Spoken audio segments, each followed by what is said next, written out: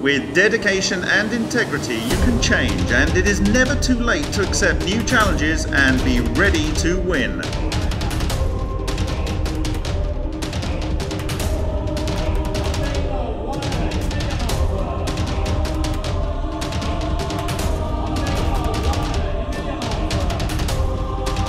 Ladies and gentlemen, please welcome canoeer for the Great Britain Paralympic team and current sales director at Remilia, Tim Lodge. Thank you, everybody.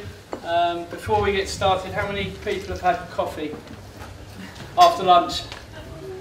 Good, good, good. So if I time it right, I should get the majority of your caffeine buzz, and then you can crash for the next presenter. That's fine. So I'm not dressed in a suit. I'm in my GB tracksuit and GB uniform, if you like, today. I do have an affiliation to the industry that you work in. I worked in and around the credit management field for 20 years before my life changed somewhat about just under 3 years ago. That's really what I'm here to talk to you all about today. Something that has been relevant in a couple of the presentations and discussions that you've had this morning. Change. My life has changed dramatically over the last 2.5 years, and I'm going to spend about the next 20-25 minutes just running through some pictures of what is really turning out to be an incredible journey that I'm on at the moment. And really the one thing that I've learned and that's prevalent through this presentation is that really given the right support, the right focus and the right determination, you can make incredibly dramatic changes. The region that we're speaking in and the work that Mark does in the region that you're all working in at the moment is going through a rapid change, and hopefully what you're going to see today might be able to inspire you a little bit to make some changes. That's me. 1972, I don't think I was probably about 3 years old in that picture. Paul, who does the presentation, reckons that I've got an earring in, but it's not the case. I can assure you that. I did want an earring at about 14 or 15, but my mum said no, so I wouldn't have got away with one at 2. Anyway, the reason for my picture there is to really tell you that I was born with quite a severe disability in both my feet. I was born with what they call gross telopes, which basically means I didn't have any ankles. My legs were my feet were completely the wrong way round and straight back to the floor. So from birth, I was operated on immediately and had a variety of operations, probably about 25 operations up until the age of about 10. Whenever you have a disability like this as a child, what they tend to do is try and sort of vary the operations up until at which point your bones have grown to their sort of maximum length. At the age of sort of 10 to 12 is when that happens in a young boy. So I had a lot of operations up until at which point they did that lovely massive boot on my foot there with a very cool haircut from the 80s. As you can see, I wasn't very happy at that point. I would have been on a hell of a lot of medication. Basically the operation that they did was to completely take from my shin down apart, rebuild my foot and lower the heel, and it took just over a year to do each leg. That plaster used to have to be changed every week, purely based on the fact that the heel of the plaster there would be covered in blood and dripping in blood. I remember sitting in the school classroom having to make a phone call home to be sent to the hospital to change the plaster because it was leaking blood. So that gives you an idea of the scars and things. So really, this operation changed my life. It enabled me to start to wear flat shoes and not big boots, and really to be able to live a bit more of a normal life. From that point, I've been walking on my toes. At age, just before this, age 9, I got into canoeing and canoed to a decent national standard really up until the age of about 15 or 16. This picture was taken in 1989, where as a canoe club we'd entered the British Dragon Boat Championships, and we actually won that, and we went to Hong Kong to represent Great Britain in the British Dragon Boat Championships. The Chinese and the people from Hong Kong and from Asia were very, very good at this. We didn't do very well, but it was a great experience all the same. And then really after that, I actually finished college really at the age of about 16, 17, finished canoeing completely and started and went to join college. After a couple of years at college, enjoying myself, I then started to work in the city. My first job was for NatWest, and that's Exchange Square in London, yeah, in bank and worked there, and that's really where my career started. Canoeing long became a very distant memory, and I found Guinness and beer and parties and social lives and lots of fun really. So this continued for a few years, as you can see from the next picture, I enjoyed quite a fun lifestyle. Not two very good friends of mine, but really the picture I wanted to put up illustrate is really what I used to look like. And there's a couple of girls here that I used to work with years ago that will remember that sight. I weighed over 120 kilos, I was smoking 20 cigarettes a day, spent the majority of my evenings in a pub, and was relatively happy but incredibly unfit. And really up until the age of about 36, my feet were fine, but at that age, about 36, my feet and all of the operations that they did on me started to break down and degrade, and I was getting tremendous arthritic pain in my legs, and it was looking like they were going to be having to go back under surgery and completely fuse both of my feet up because everything was breaking down. And the lifestyle I think I was leading probably wasn't helping that. So 2012 was a wonderful year for our country, for Great Britain. It was the year of our Jubilee, Queen's Jubilee, and it was also the year that we held the Olympics. That's my daughter there. And behind, I took her to Dorney Lake, which is where they had the Olympic canoeing and the Olympic rowing in the London 2012 Olympics. So I sat there in the stand with my daughter Neve, telling her that this was something that Daddy used to do as a kid, but now he was, you know, enjoying life and not really worrying. You know, the gym and the canoe was a distant memory. We had a fantastic day. GB did very well. We won a gold medal in the 200 and a bronze medal in the 200 K2.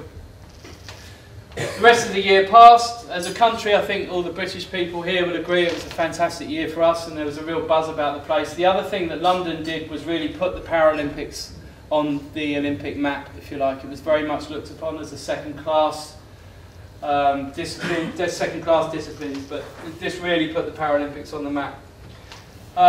January the 14th, about 6 o'clock in the evening, January 14th the next year, I was just got off the train to work from London and received a phone call from somebody I hadn't spoken to for over 20 years.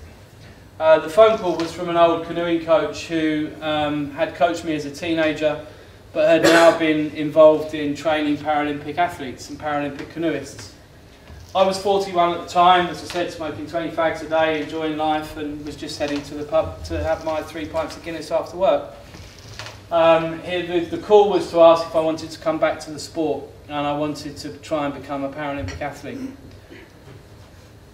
It's funny in life sometimes, and you've probably all found this in your careers, that you have defining times in your life where a crossroad is in front of you, and a decision that you feel that is potentially going to change your life for the foreseeable future. This was one of these moments. I pulled the car over, had a 10-minute conversation with David Battershaw, this guy, and then at that point we met up a couple of days later. He put me on a canoeing machine, a paddling machine, which is similar to a rowing machine. I practically fell off the thing after 10 seconds, exhausted, and but it felt right. It's something I wanted to have a go at. So the big thing to do was to try and to get into some sort of physical well-being, to try and feel good again. So try and stop the cigarettes, stop popping to the pub and all this sort of stuff. We were trying to get me to train once a day really, just to get my body used to it. March of that year, I had the opportunity to go up to an assessment day in Nottingham to sit on one of these machines and do a variety of different different exercises and times of training, if you like, to see if I was good enough to go, not in the team, but just to be involved in the training squad for that year.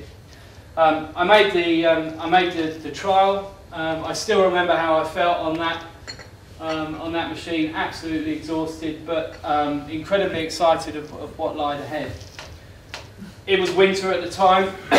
It was incredibly cold. That's a picture of me where I could hardly even open the locker doors because my hands were so cold.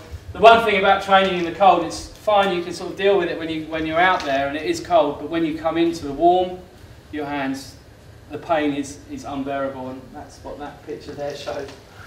So really within a sort of 6-month period I was up to training once a day, until at which point I received this in April 2013, which was my contract to UK Sports and GB Canoeing as part of the World Class Performance Programme, and it was my Performance Athlete Agreement.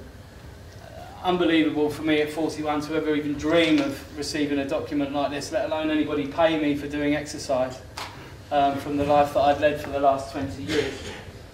A real defining moment, and this was the other moment.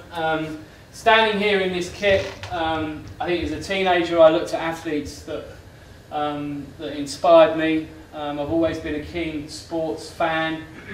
To finally receive a piece of GB kit was a real moment for me, and I think when you speak to any athlete every year, there's only a certain amount of the athletes that get the proper kit, and you still feel like a kid at Christmas when you have to go and have it fitted out. So this was a real, although I'm not smiling now, inside I'm incredibly happy and proud.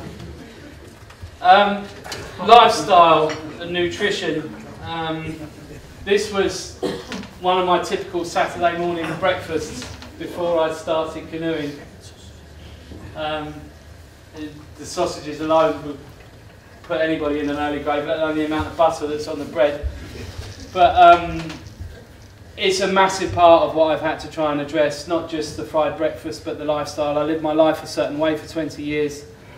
And to really now to change that completely has been a huge task for me. And probably the hardest thing, the training's hard, but this has been not to give up the odd chipolata, but to actually change everything about the way that I live my life. You'll be pleased to know that this is the sort of thing that I now have for breakfast. Far more healthy, and actually people say, do you not get bored of the food? I think I eat more variety of food now than I ever did before, and it's, yeah, I live a very, very healthy lifestyle. I spend my time in places like this rather than pubs. This is the English Institute of Sport gym at Bisham Abbey, which is a fantastic facility, and we do a lot of our work in the gym. So a lot of work is based on your strength and your conditioning as an athlete, getting you stronger. The event that I do is a 200-metre race event, which takes about 40 seconds. So it's all about speed and power. So a lot of the work that we do in here is very much based around that. You may think that it's all about upper body. Yes, I have to be strong in my upper body, but the majority of the canoeing power comes from your legs, because you're fixed into the boat and you're pushing, very similar to the rowing. Everybody always says to me, how's the rowing going, Lodgy? And I say, it's canoeing. But I think the more times that I say it's canoeing, the more times they say rowing. So I've given up saying anything. I say, yeah, it's fine, thanks. They go backwards, we go forwards. It's simple. That gives you an idea of some of me working in the gym. And then really, once I got to a certain level, I had to become the best in the UK. The aim was initially to get very good nationally and then get selected to go internationally. So this is me racing at one of the national events up in Nottingham. So right up until I was sort of going between GB number 3 and GB number 2, I couldn't ever really quite beat the number 1 guy. I was still working in the city at the time, so I was training very early in the morning, training very late after work and sometimes at lunchtime. This gives you an idea of my schedule. So I was pretty much trying to fit in about 15 training sessions a week and hold down a job. I was working for a company called Morton Smith at the time, who you've heard of here. It was at this time really what I couldn't do it any longer. There was no way that I could be at my best, so I needed to look for another job. and I needed to look for an employer that would be interested in supporting the journey as much as me working for them. I knew Remilia, which is a business that you all know. A lot of you know, I think, anyway. So I went to them to speak to them about helping them with their to be their sales director, but also to work from home. The reason that I went to them is because it's an incredibly good product.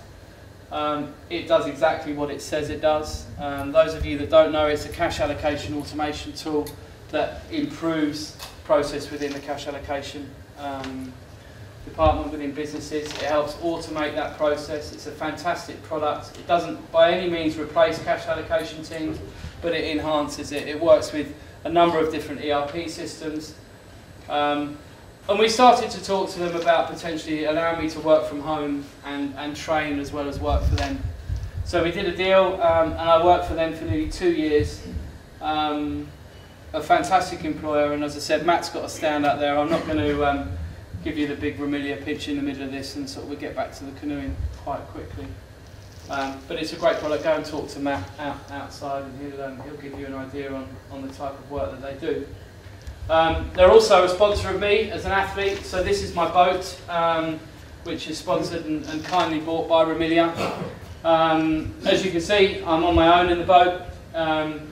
It's probably about, not far off as wide as this room here. It's very thin, very unstable, and it's really designed to go as quickly as possible, as soon as possible, and then it's down to me to maintain that speed for as long as possible.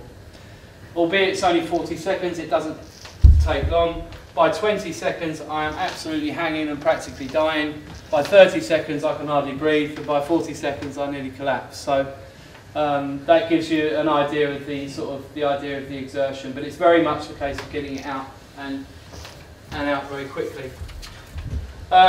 Skipping on really now to the last summer, where I had my first opportunity to be able to compete internationally for my country, which again was a fantastic moment. This was the race in which, I hate this picture because it shows that I'm going bald. I've either got to get it all shaved off or get a cap. I'm not really sure what to do. But aside to the stupid face I'm putting it, I don't like looking at that. There you go. I am 43 after all. So they say exercise makes your hair fall out, so it's probably a good sign. It shows you that I'm training hard. But yeah, I managed to get selected to go to the World Cup in Duisburg in May this year. And Paul, if we click on a little YouTube clip, we should be able to show you the final that I raced in, which will come up on one of these. It's not very good camera work. I'm in lane 5, so I'm not in the Remilia, it's just before the Remilia boat, but you'll see me in lane 5. There I am then. That's me there. So by this point, as I said, my legs are absolutely burning, I can't breathe. And the whole part of this race is really just to continue to try and relax and beat this man who's German. Sorry, German. There's a Russian there as well that beat me, so it's a German and a Russian. But I managed to get a bronze medal there.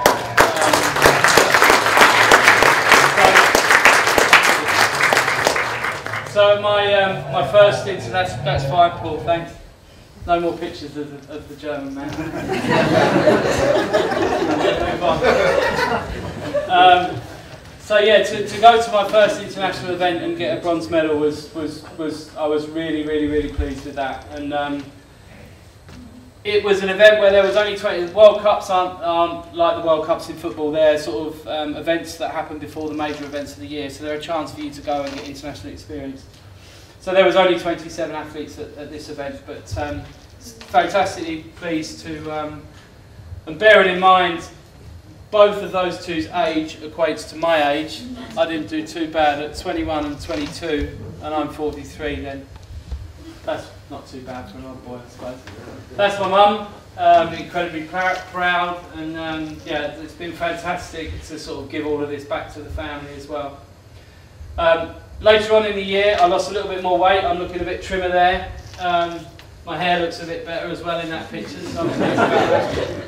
And this was the World Championships, the main event of the year, and a very important year for me in terms of me trying to do well here to get my funding back to be able to do what I'm doing now up to Rio.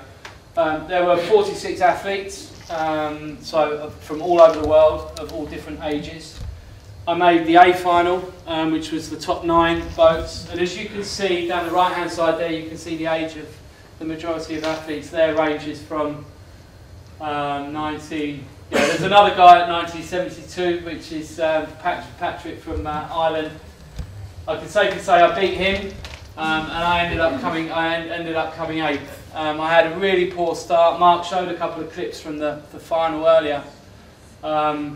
I had a terrible start, something that I'll learn from and won't do again.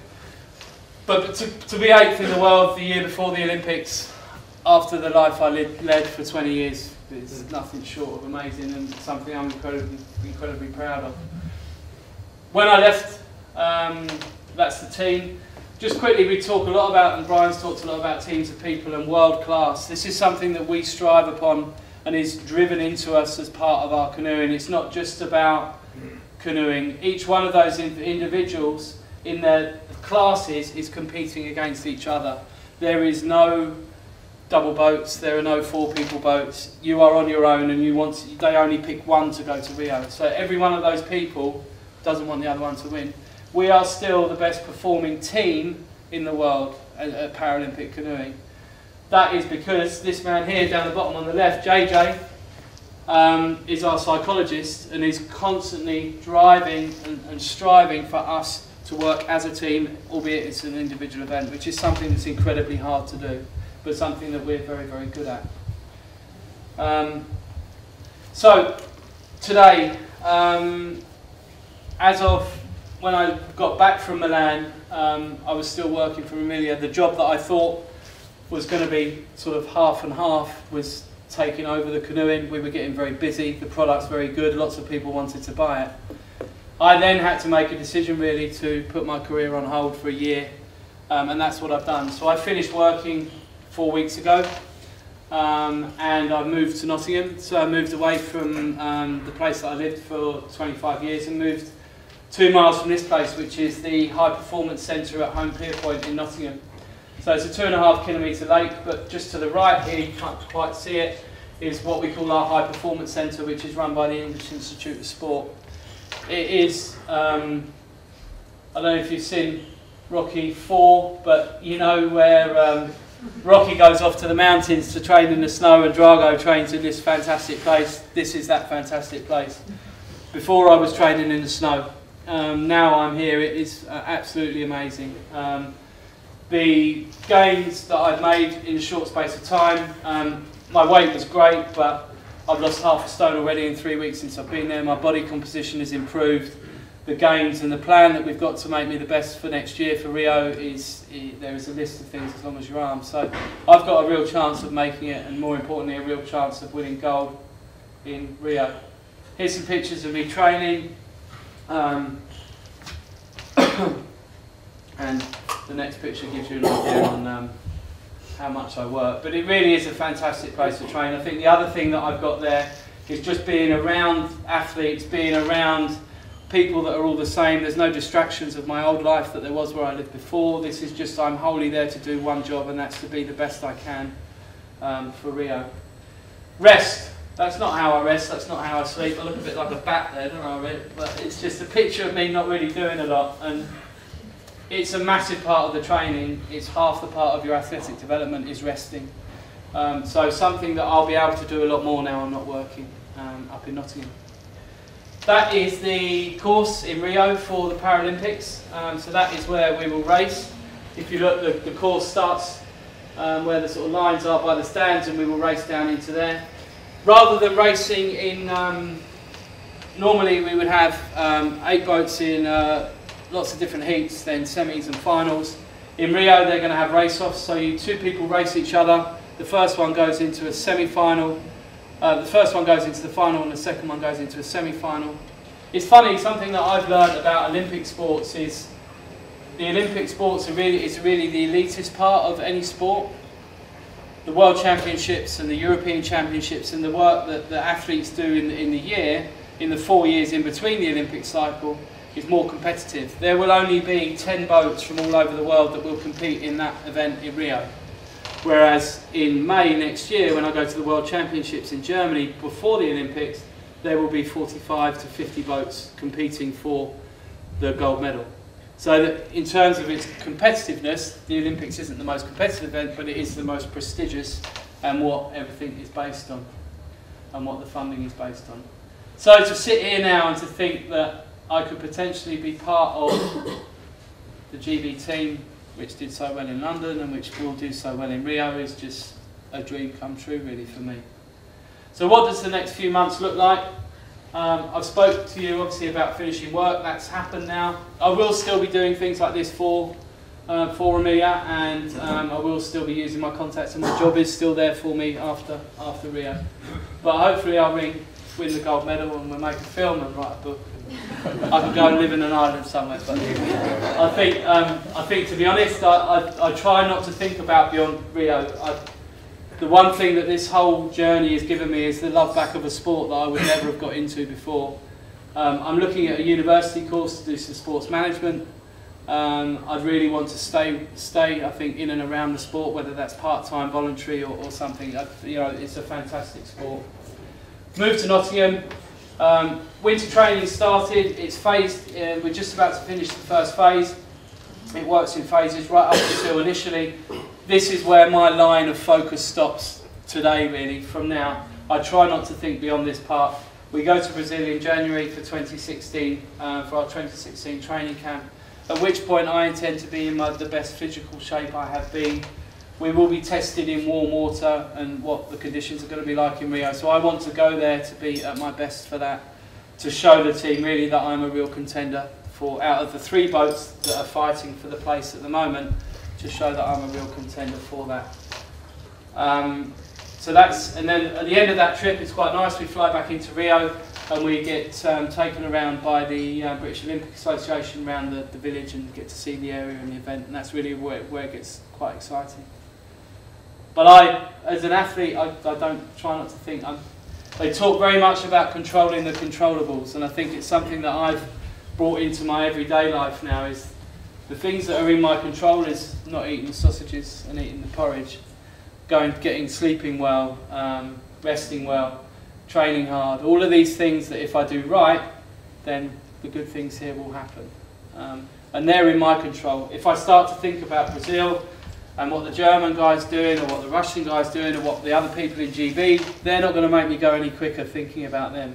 So I put all my focus into what I need to do and my plan. But there is an after January timeline that we're on.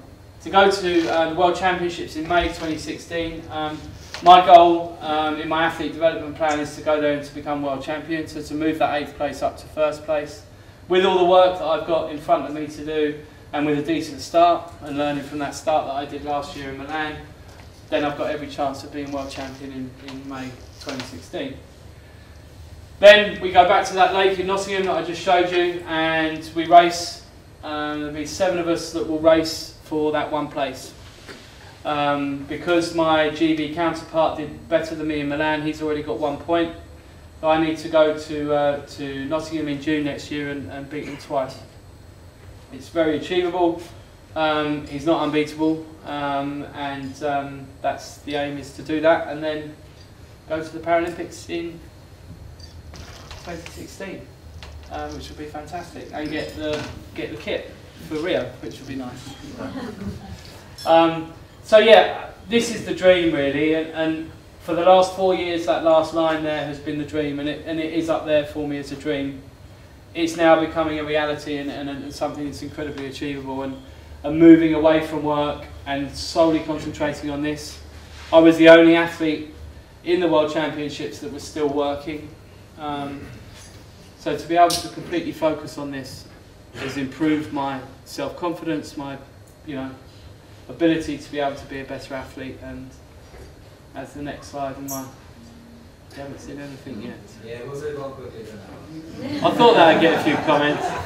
That's not really about Jose, but I just like the image. But yeah, it's been amazing. It will continue to be amazing. It's a great sport. I urge everybody to get behind Paralympic sports. The people that I train with that are far less disabled than I am, it's amazing to see.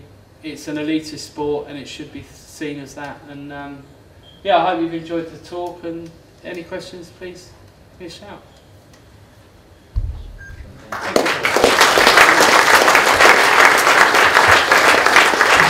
Cheers. Me at the back here. Hello. Martin Brook from Rockwell. Yeah. First of all, congratulations on your journey. It's fantastic to see you come from a let's just say an unwell child to hopefully becoming #1 in the world. Not with rowing, but with canoeing, I've remembered. You're also better looking than Jose Mourinho, even with that bald patch. Okay? I'm going to get off Jose, we go back. Yeah, go back. Thank you, that's better. Nice.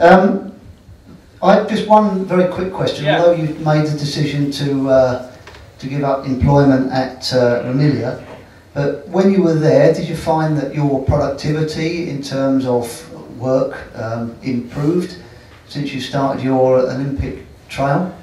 Yeah, it's a very good point actually. How I feel in myself, I think has changed dramatically, and I think if you look at the lifestyle part of what I'm doing, the way that I feel generally when I open my eyes in the morning, has a lot to do with what I'm eating and what I'm not drinking, but more importantly with the way that you choose to live your life. And if you do live a healthy lifestyle, there is no question that you will feel better.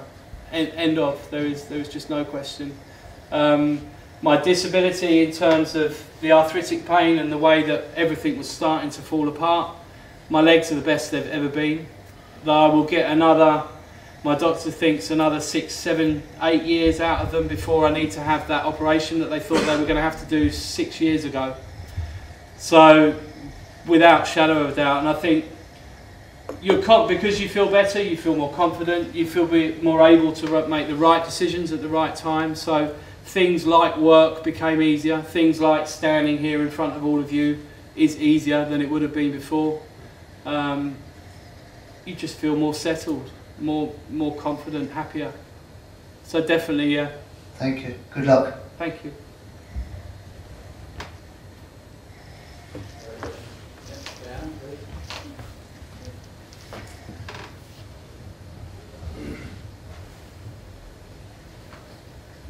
Thank you.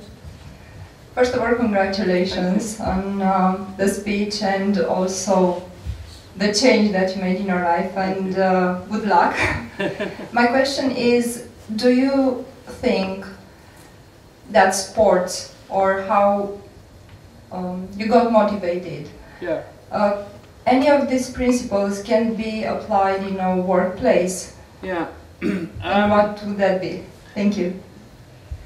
Yeah, if I think of what motivates me, it's the love of the sport. I love being in the canoe, I love training. I then love how that makes me feel. So when I've heard people talking business and commercially about teams, and I know Brian and Phil and some of the people that here talk to you, like Brian's talk earlier, it's about feeling happy in what you're doing and feeling confident in what you're doing, and if you feel happy in what you're doing, then you're going to want to do better, and it's going to make you feel good to do better and continually to motivate you to learn and to do more. I think as long as you're in a job where you feel that you can do more and you've got places to go and things to learn, then that should motivate you, I think. I think the other thing is having good leadership. And I'm sure a lot of the people in this room here are leaders, so empowering the people that work for you to feel happy, and if they don't, why don't they feel happy? I talked earlier with Phil Rice about leaving issues at home rather than bringing them to work and disrupting the team. We have a thing in our gym at Canoeing called the no moan zone. So in the gym we're not allowed to moan. You know, if there's something that we moan about, it's to the coach, specifically about something that the exercise isn't working or something specific that he will fix. But just general moaning isn't allowed because it demotivates. So I think there's a lot in sport that you can learn, but I think really just confidence, enjoying what you do, and if you don't, make a change. You know, but empowering people, I think Brian's very good at that, and you see that from his speech earlier. Yeah, hi, I'm Rosalie Khoury from Electronic. It's really an amazing story, and I wish you really luck, and I will follow you to see the results next year. So my question is about motivation.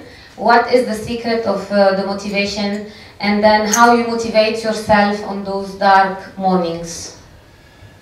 Yeah, it's hard, I think,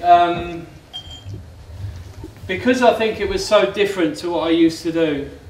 I'd get a real buzz out of doing it, as buzz as I would of going out partying and dancing on a table and singing a song. I get more out of the fact that I wake up and I feel good these days. That I get a really good feeling from that. So that motivated me. But what I find hard, it's probably easier to talk about this, what I find hard now is the lifestyle and is the nutrition and eating and doing all the stuff that, as they say, will give me marginal gains. To motivate myself to make the right decision 10 times a day when I feel that I want this or I feel that I want that, and I have to say to myself, no, that's very difficult. And I motivate myself to think I don't really want to go back to feeling how I felt before. This is here to stay now, and I don't really want to go backwards. So music's another great thing.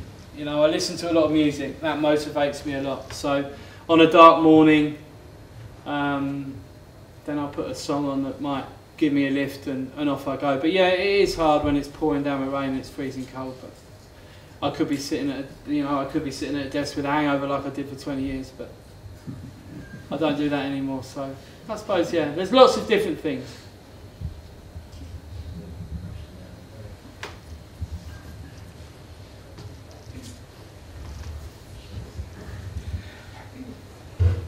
Having actually been involved in the education and training of handicapped people here in the Slovak Republic, a young lady who was actually an equestrian competing in dressage in the Olympic contest in Australia, just to stress how important the funding is. Every congratulation to Emilia for actually seeing the benefits that they're bringing to this individual, to Tim, and basically bringing to mankind as a whole. Because of course, having actually got the funding in place, that is immediately one worry out of your mind, which of course allows you to actually concentrate on the job that you're doing. Yeah. This was one of the great tragedies of this particular young lady. Horses are not easy to finance. At least if you've got the money they are. But of course if you've got to take a horse to Australia to compete in the Olympics, it's almost an impossibility. And she finished up having to actually borrow a horse from an Australian Olympic competitor. And of course her performance was not what it should have been. So really, ladies and gentlemen, all I'm trying to say to you is please, please, please, if you get the opportunity to lend that financial support to an individual such as Tim, please don't hold back. Please do it, because there's benefit to everybody and the world as at large. It's a very valid point, and something that they said to me really when it started to get more competitive about 18 months in, and things started to clash. Then Steve and Chris at Remilia both said, look, you just concentrate on the canoeing, we'll do this. And after Milan we had a very open conversation. They'll continue to support me and help me in finances where I need, and we'll work together on certain things. But the big thing for me is looking post-Rio, because it's quite frightening. I'm 43 years old. I'm only really going to get one shot at this. If it all goes terribly wrong, then what am I going to do in October next year? I shouldn't think like that, and I don't think like that very often, but what they made it very clear to me is just go away for 12 months. We'll talk when you come back. Whatever happens, whatever will be, but you can have your job back in October next year if you want or not. We'll support you, we're with you all the way. And as you say, I couldn't be doing that. UK sport funding that I get is very helpful, but it's by no means everything to live from. And things like the boat there that costs, you know, €4,000, they do that. And I wouldn't be able to be doing this journey without them, without a shadow of a doubt. And as you say, it's not just me that benefits from this. It's you know. The Olympics, I believe, are in September 2016. This conference is in October 2016. I hope we'll hear you again. No pressure. Thank you. I hope that didn't go over too long, but thank you very much.